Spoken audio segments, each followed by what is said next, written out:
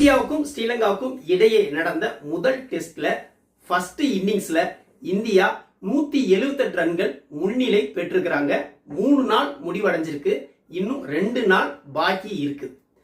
178 ரன்கள் முன்னிலை பெற்றாலும் இந்தியா வெற்றி பெறுவதற்கு வாய்ப்புகள் ரொம்பவே கம்மியாவே இருக்குங்க. என்னடா இது, கிட்டத்தட்ட 200 ரன்கள் கிட்ட ஃபர்ஸ்ட் இன்னிங்ஸ்ல லீட் எடுத்துட்டா எந்த அணியா இருந்தாலும் ஈஸியா ஜெயிச்சிருவாங்க. அதுக்கான வாய்ப்பு தான் அதிகமா இருக்குது.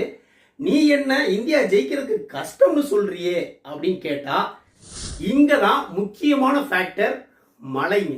ஏற்கனவே 3 நாள் நடந்து முடிஞ்ச போட்டியில 1.5 நாட்கள் தான் ஸ்ரீலங்காவும் இந்தியாவும் ஆடி இருக்காங்க. மீதி 1.5 நாட்கள் மழைனால ஸ்பாயில் ஆயிடுச்சு. மீதி 2 நாட்கள் இருக்குது. இந்த 2 நாட்கள்லையும் மழை வர்றதுக்கு அதிகமான வாய்ப்பு இருக்குன்னு சொல்றாங்க. அப்படி மழை குறுக்கிட்டால் இந்தியாவுடைய வெற்றி தடுக்கப்படும். இந்தியா வெற்றி பெறுவது சிரமம். மழை குறுக்கிடல அப்படின்னா இந்தியாவுடைய வெற்றியை யாராலையும் தடுக்க முடியாது.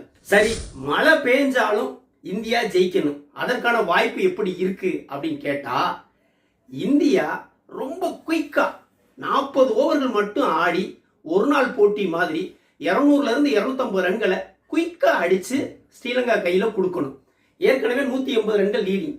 இதுல ஒரு 250 ரன்கள் அடிச்சாங்கன்னா 430 400 பிளஸ் டார்கெட் வந்து ஸ்ரீலங்காவுக்கு நிர்ணயிக்கணும்.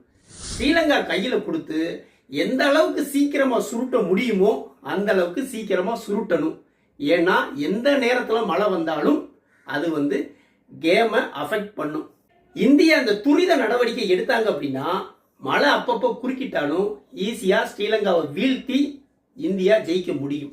இந்த டெஸ்ட்ல இந்தியாவுக்கான வெற்றிங்கிறது ரொம்பவே அவசியங்க. ஏன்னா வேர்ல்டு டெஸ்ட் சாம்பியன்ஷிப் ஃபைனலுக்கு போறதுக்கு இனி இருக்கிற 9 டெஸ்ட் போட்டிகள்ல இந்தியா 7 போட்டிகள் ஜெயிக்கணும். அப்படின்னா இந்த போட்டியோட வெற்றி இந்தியாவுக்கு ரொம்பவே மஸ்ட்டுங்க. பொறுத்திருந்து பார்ப்போம். வீடியோ பிடிச்சிருந்தா லைக் கமெண்ட் பண்ணுங்க, குறிப்பா சப்ஸ்கிரைப் பண்ணுங்க. மற்றும் ஒரு வீடியோவில் சந்திப்போம். நன்றி.